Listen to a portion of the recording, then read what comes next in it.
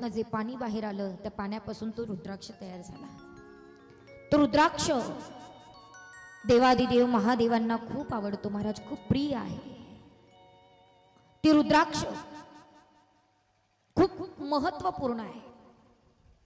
पण सध्या रुद्राक्षाच्या माळा पण खूप पाहतो.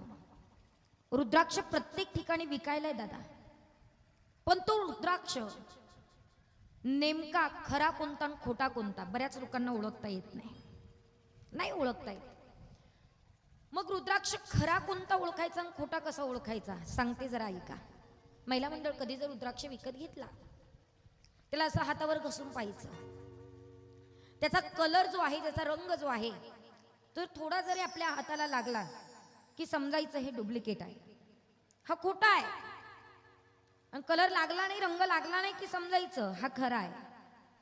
आणखीन एक महत्व सांगते.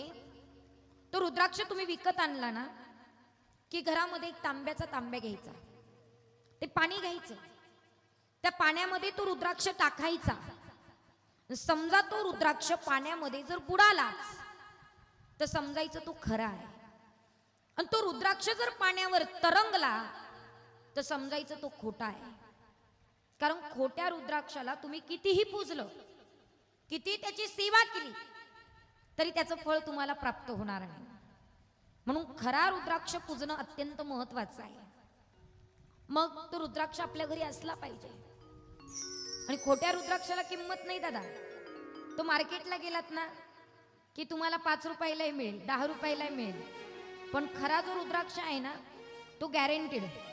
कधी आलात नाशिकला तरी या, आमच्याकडे तो विकायला आहे. म्हणजे मी नाही स्वतः विकत, परंतु नाशिकमध्ये आहे. पवित्र स्थळावर तुम्ही काशीला गेलात, कुठे गेलात, नेपाळला गेलात तर तिथे ओरिजिनल भेटेल तुम्हाला.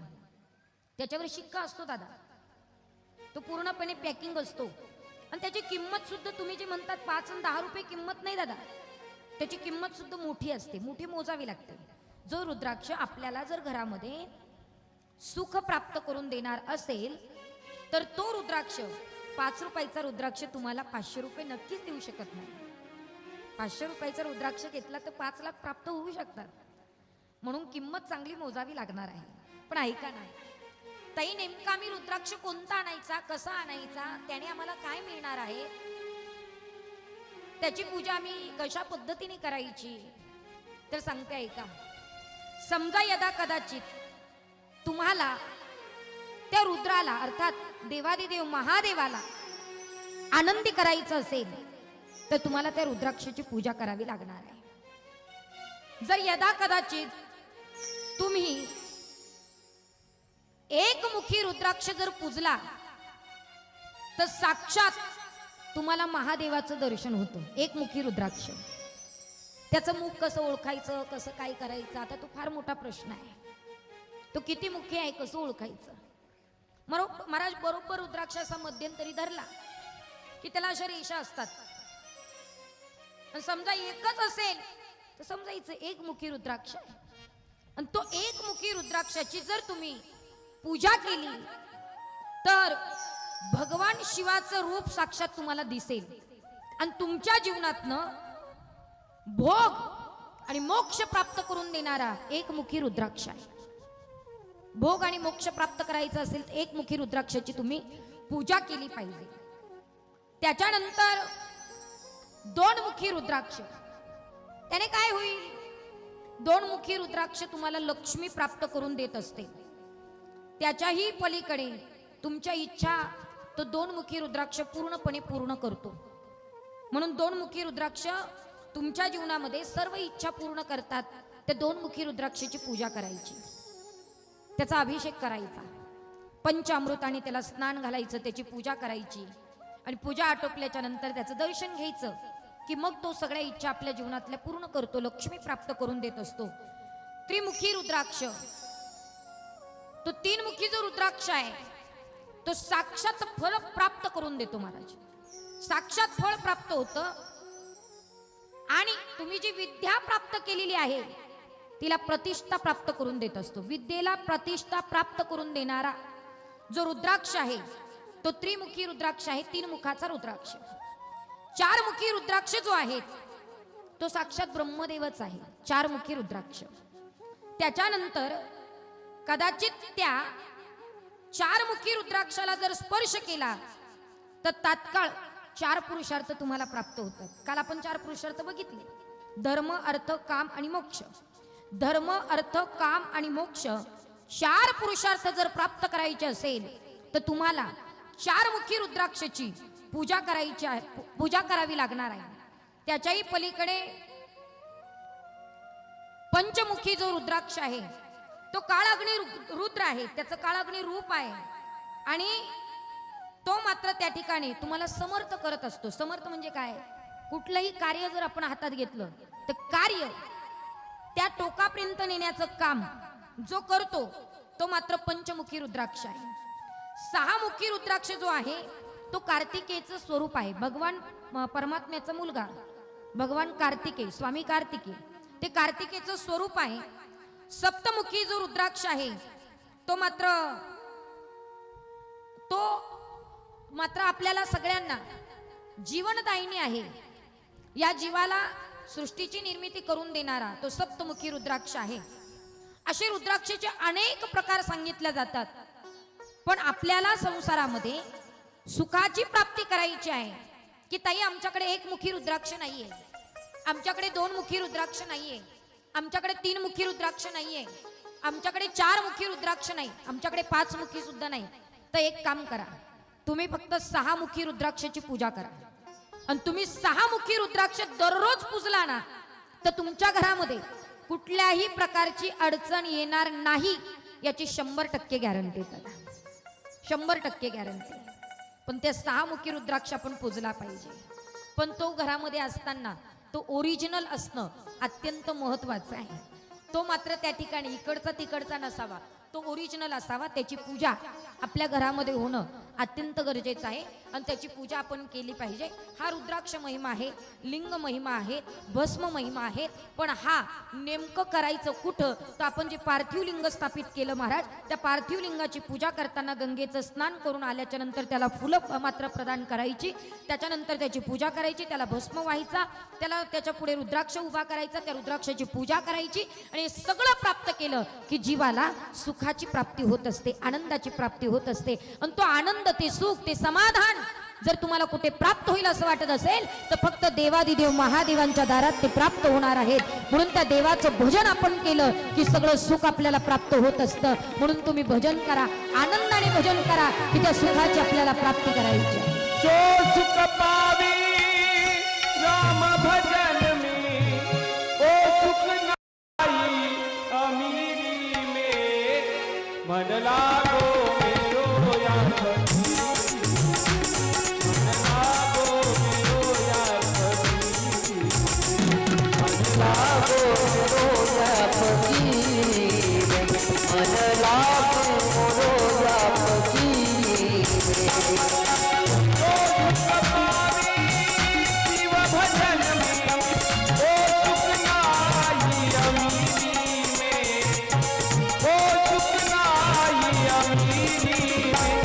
मन लागो मेरो यार फकीर, मन लागो मेरो यार फकीर, मन लागो मेरो यार फकीर, मन लागो मेरो यार फकीर.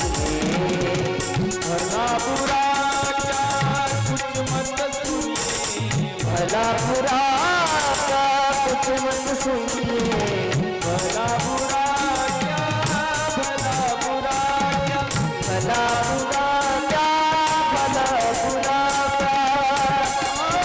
राम मिले सब रूली में, ओ राम मिले सब रूली में, मन लागो मेरो यार फकीर, मन लागो मेरो यार फकीर, मन लागो मेरो यार फकीर.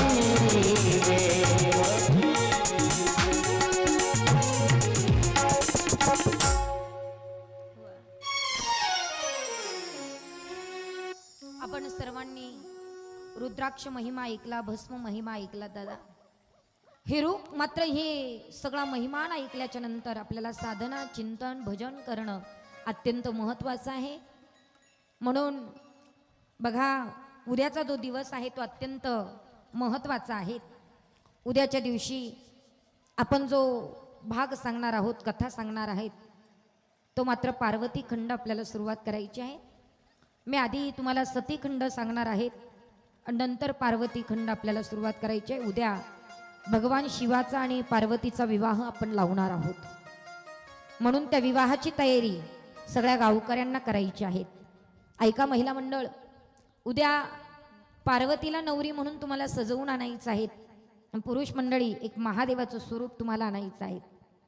तुम्ही ते प्राप्त करू शकाल, कारण दरवर्षी तुमच्याकडे शिवमहापुराण कथा होती, तुम्हाला माहीत आहे. आणि म्हणून उद्या आपल्याला तो विवाह लावायचा आहे. भूत वेताळाचा अवतार घेता आला तर 100% घ्या. म्हणजे अंतर्मनातनं भूत नका हो, अवताराने भूत व्हा, अवताराने वेताळ व्हा. नाही तर तुम्ही म्हणाल उद्यापासून मी भूतच आणि भूतासारखंच वागतो. अजिबात नाही महाराज. मग कारण भगवान महादेवाचं वराड जे होतं ना, ते काय असं सगळं स्टँडर्ड नव्हतं महाराज, जीन्स वगैरे घातलेलं अजिबात नव्हतं. भगवान शिवाचं वराड हे भूत वेताळ हेच होतं महाराज. म्हणून उद्या ती सगळी तयारी आपल्याला करायची दादा. ती सगळी तयारी तुम्ही लक्षपूर्वक ऐका. उद्या राईट टाइम 1 वाजताच कथा सुरू होणार आहे. कारण मला वेळ मिळत नाही कथा सांगायला, अजिबात नाही. ती तयारी तुम्ही करायची. मी राईट टाइम 1 वाजताच इथे येणार आहे. कारण मला उद्या सती सांगायची आहे आणि पार्वती सुद्धा सांगायची आहे. आणि वेळ उद्याचा आपल्याकडे फार कमी आहे. आणि म्हणून ते सगळं अवतार तुम्हाला तिथे घेऊन यायचं आहे. वेशभूषा तुम्हाला ती करून आणायची आहे. उद्या तुमची फार मोठी जबाबदारी आहे. उद्या बाबा आपल्याला विवाह लावायचा आहे आणि त्या विवाहाची सगळी तयारी करायची आहे. महिला मंडळ, उद्या छान छान साड्या लग्नाला घालून या. आहेत का तुमच्याकडं? नाही तर जाऊन या जरा पैठणला. नाहीतर हे म्हणायची हिची कथा नसती ठेवली तरी चालली असते. साड्यांना खर्च करायला लागायला नको. तसं तुमच्याकडे काही साड्यांची कमी नाही बाबा. मी पाहिलं आता पैठणला गेली, मी सकाळी दर्शनाला गेली होती, सगळे साड्यांचीच दुकान आहे दादा. म्हणून घ्या एखादी साडी बिचारीला त्या लग्नाच्या निमित्ताने, काही हरकत नाही. घ्याल ना? नको? घ्या घ्या घ्या. एवढं काम करता बिचाऱ्या, घेतलं पाहिजे दादा. असो महिला मंडळ, उद्या छानपैकी नटून थटून या. फक्त पार्लरला खर्च करू नका, आहे तशात छान दिसतात तुम्ही. छानपैकी नटून थटून या. पुरुष मंडळी सगळ्यांनी या. आल्याच्या नंतर मात्र त्या ठिकाणी तुम्हाला इथे कन्यादान सुद्धा करायचं आहे. कन्यादानाची सुद्धा व्यवस्था आहे. कारण आता सगळीकडे कन्यादान बंद केले दादा, पण ऐका, कन्यादान सुद्धा केलं पाहिजे. कारण कन्यादान केलं की मात्र त्या ठिकाणी पृथ्वीदान केल्याचं पुण्य मिळतं दादा. म्हणून तुमचा नवरदेव आहे ना, ठीक आहे, काय हरकत नाही. तुम्ही नका करू, नाही केलं तरी चालेल चालेल, काय हरकत नाही. यथाशक्ती करा, काही हरकत नाही दादा. यथाशक्ती म्हणजे काही काही लोक यथाशक्ती म्हटलं का रुपया ठेवतात, म्हणजे त्यांची शक्ती रुपया पुरतच आहे की काय. ऐका, तसा काही माझा फार आग्रह नाही दादा. तुम्हाला खोटं नाही सांगत. इथे येणारं जे जे काही तुम्ही दान देतात ना, ते दान काही मी माझ्या घराला नेत नाही, अजिबात नाही. ते जे दान आहेत, माझ्याकडे वृद्धाश्रम आहेत दादा, त्या वृद्धाश्रमाला मी देत असते. माझ्याकडे अनाथ आश्रम आहे. आणि नाही कुठं तर आता सध्या विश्वगुरु संत श्रेष्ठ निवृत्तीनाथांच्या मंदिराचं काम सुरू आहे. तुमचा 1 रुपया वाया नाही जाणार. तो संत श्रेष्ठ निवृत्तीनाथांच्या कामाला कारणीभूत लागणार आहे. म्हणून तो काही मी माझ्या घरी नेणार नाही. नाही तर बऱ्याच लोकांच्या डोक्यात शंका येते की कथाकार एवढे सगळं कमवतात, कुठं नेतात. मी काही नेणार नाही. आता माझं जे ठरलेलं आहे तुम्ही देणार आहे, ते मला काही न्यायची गरज नाही दादा. असो, म्हणून मात्र उद्या येताना सगळ्यांनी कन्यादान करायचं. जितकं काही दान करता येईल तितकं. सप्तदान जरी केलं, सप्तधान्य दान केलं तरी चालेल. कन्यादानात मात्र त्या ठिकाणी अर्थदान केलं तरी चालेल. म्हणून सगळ्यांनी उद्या मेकअप बिकअप करून या, जरा छान दिसाल तुम्ही. सगळ्यांनी चांगले चांगले कपडे घाला. उद्या वेशभूषा आणि मात्र त्या ठिकाणी सगळी तयारी दादा तुम्हाला सगळ्यांना करायची आहे. राईट 1 वाजता आपण कथा सुरू करूयात. थोडाफार इकडे तिकडे अर्धा तास उशीर झाला तरी चालेल. हा, 12:30 सांगते, म्हणजे तुम्ही 1 वाजेपर्यंत पोहोचाल. कारण महाराष्ट्राला ते दारिद्र्यच आहे दादा. महाराष्ट्रातल्या लोकांना अर्धा तास आधी सांगावं लागतं, म्हणजे ते 1 तासाने येतात. विशेषित बघा, कथाकार आधी येतात नंतर कथा ऐकायला येतात. तसं नसतं, कथेचं अजिबात नसतं. तुम्ही म्हणाल ताई का आम्हाला बोलायला चालत का? अजिबात नाही दादा.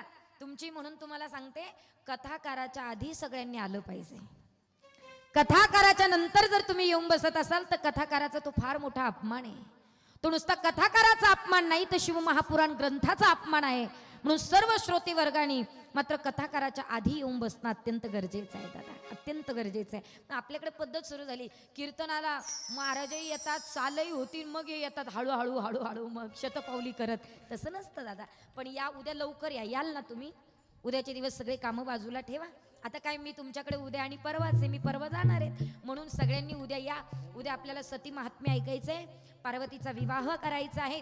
म्हणून त्या विवाहाला सगळ्यांनी या. निमंत्रण पत्रिका ही समजा, मी काही घरी येणार नाही पत्रिका द्यायला, पण ही माझ्याकडनं तुम्हाला पत्रिका. सगळ्यांनी यायचं, छानपैकी नटून थटून या, वेशभूषा होईल, मस्तपैकी लग्न लागेल उद्याच्या दिवशी. आणि आता मात्र सगळ्यांनी एक काम करा, आनंद घेतला पाहिजे म्हणून सगळ्यांनी जागेवर उभं राहा. आपण छानपैकी भजनामध्ये नाचून आनंद घेऊया. डम डम डम डम डमरुवाला, डम डम डम डम.